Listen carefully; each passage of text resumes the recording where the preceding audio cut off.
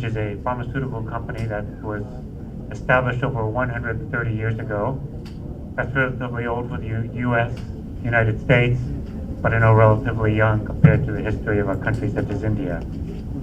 This is a company that's been dedicated to the discovery and development of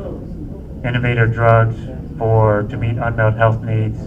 and to improve individual patient outcomes around the world. The history of our involvement with multi-drug resistant TB began really in the 1960s and 1970s when Eli Lilly had developed the drugs capreomycin and cycloserine, which are two of the drugs used for multi-drug resistant TB. And then in the early 1990s, they actually were developed for TB but didn't have much use for tuberculosis. But in the early 1990s, when multi-drug resistant TB began to be recognized as a phenomenon, Eli Lilly started to donate the drug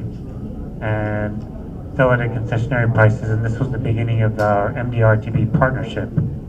which over the years went from transfer of manufacturing technology. So the drugs capreomycin and cycloserine for multi-drug resistant TB are manufactured here in India, in Russia, in China, and in other countries with a high burden of multi-drug resistant TB. But we also started to do work on community awareness and healthcare provider training, and our collaboration with TB Alert began in 2008 under the second phase of the MDR-TB partnership, and we're very proud to continue that under the third phase of the Lilly MDR-TB partnership, which started this year.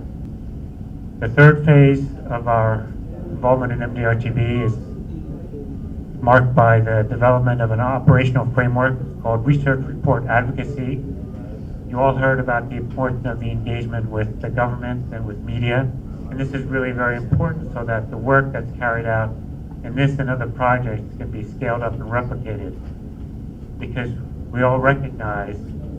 and I think it's now officially part of the national policy, that really to ensure universal access to care for TB and MDR-TB, it is really critical to engage all healthcare providers, and pharmacists and rural medical practitioners are an important set of healthcare providers